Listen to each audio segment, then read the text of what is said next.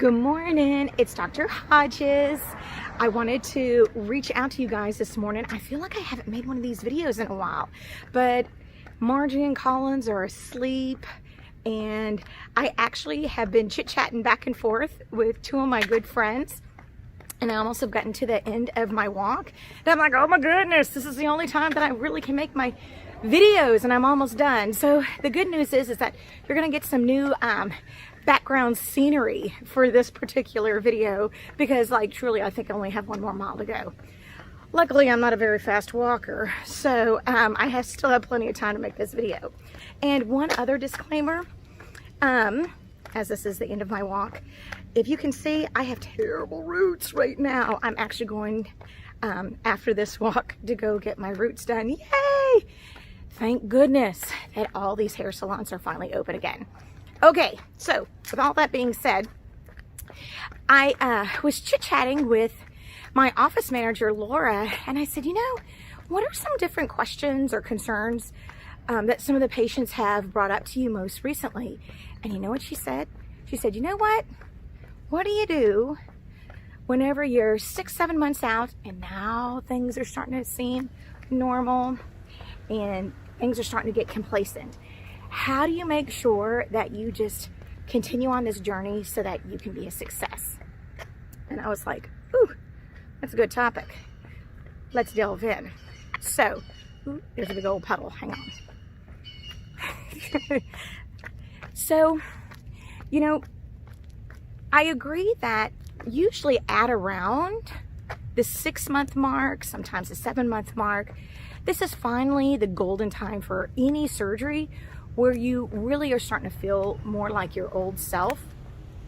All the old pains and recovery from your surgery, those have subsided. You're done with your post-op diet.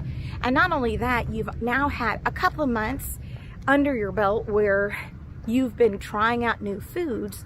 So what do you do to make sure that you just don't slip back into old habits?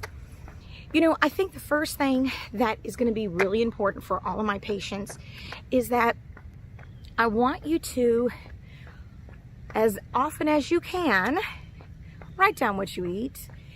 There are so many studies, and then I can also attest to this personally, that if you can routinely keep up with a food log, I mean, all of us have MyFitnessPal or Bariatric, or I'm sure there's one on an iPhone.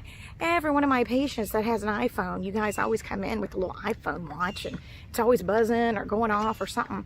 So I'm sure that the iPhone, I'm an Android girl, has some type of food log that you can use. And I know that Samsung does have as well. But I mean, there's a plethora of them out there. So I think that that would be the first thing. I want you guys to try to constantly be vigilant. You know, you need to look at this as a marathon. This is not a sprint. The weight does not come off overnight. As hard as it is, try not to compare yourself to other people that are on social media or family or friends. This is your own personal journey. However, with that being said, you need to know that there's two parts to this journey. There's the initial phase, which is you just losing all the weight. And then there's the second phase, which is the maintenance of that weight. And when you're in the 6 to 9 month mark, you're halfway there. You're not yet to maintenance, but you're also not, you also haven't fully lost all your weight. And I will tell you what I find in my practice is probably every 3 or 4 months, patients are going to plateau. And usually everybody starts to freak out. Like for instance, I know that I see you guys usually around the 90 to 100 day mark after your surgery. And it is not uncommon at all for me to hear patients say, you know, I was losing weight and now I've plateaued and what do I do? And immediately your thinking goes to, this is not working. I wasn't sure if this was gonna work. And this is starting to become like a self-fulfilling prophecy. Number one, I want you guys to know, push on. You can do this. The success rate for bariatric surgery is noted and researched and published. So, but I also can say I've just been doing this a long time. You're going to lose the weight, even if you're in a plateau.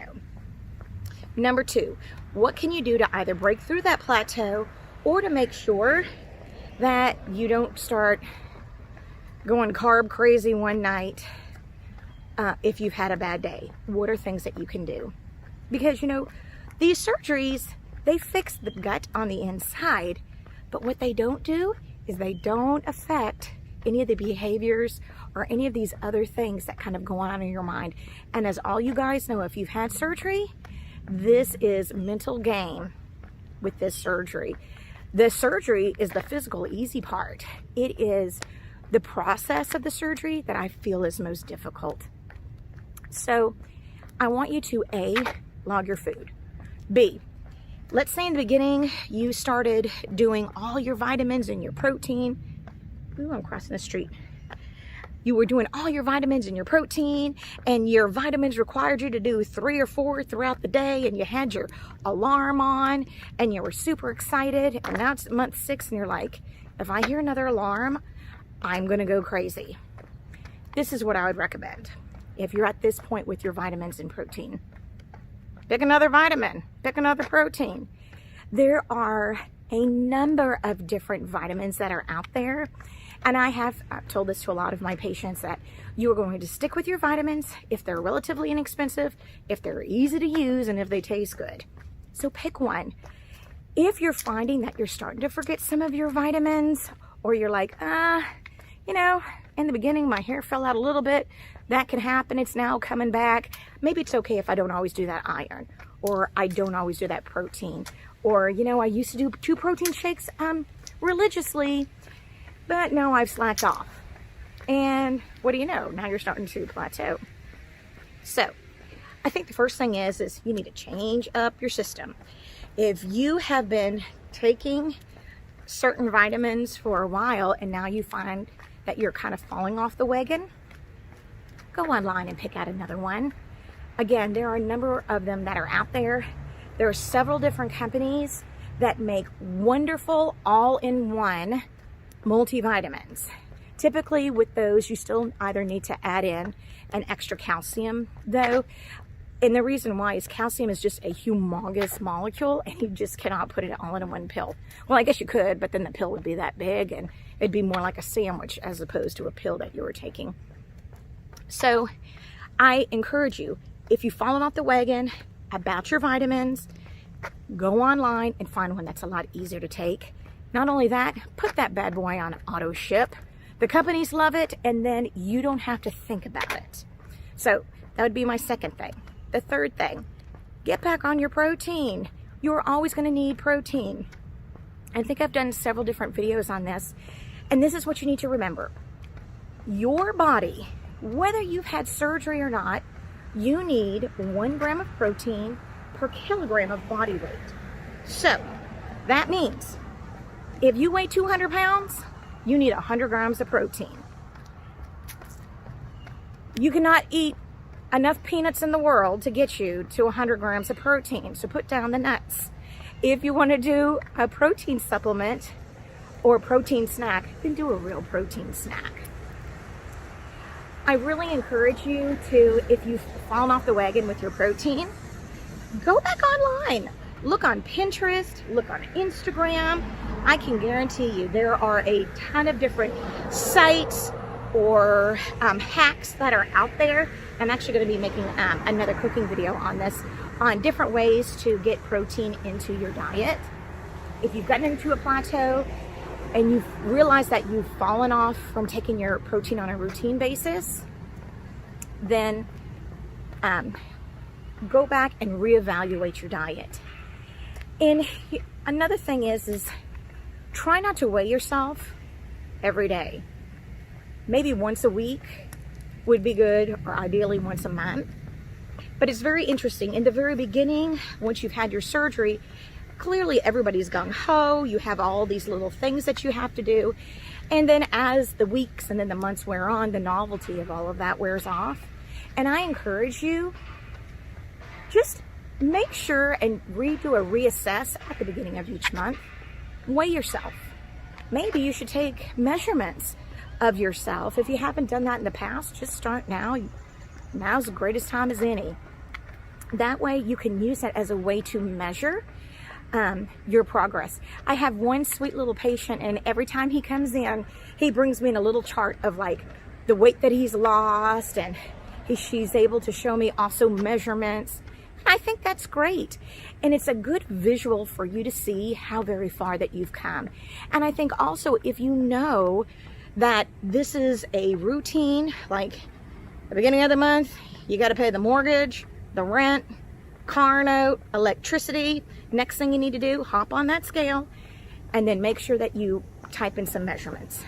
Just let that be part of your routine. I think it's a good way to try to reassess, because in the end, that's what this comes down to, is if you start to see that you're kind of falling back into your old routine, go back and dig out that folder that I gave you guys. If you can't find it, guess what? Go to my website, Charlotte Hodges MD. I believe it's under Resources tab. Laura, when you're watching this, if I told them wrong, just put it in the show notes at the bottom. That way they know exactly where they can go so that they can get a copy of that Bariatric Success Manual. Let that be your little mini Bible. It really is going to help you. It is going to show you all the vitamins that you need to be taking, the protein that you need to be taking. At the very end of the book, there's a whole FAQ section that can be very helpful. And you might even realize that there are some questions that you've had that were lingering, but they were never answered, or maybe you just never asked. And the answers to them are actually in the FAQ, hence the term frequently asked questions.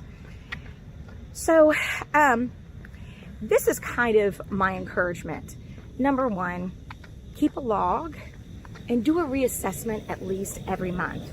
Number two, if you find that you've fallen off the wagon with your vitamins and protein, get back on. That's as simple as that.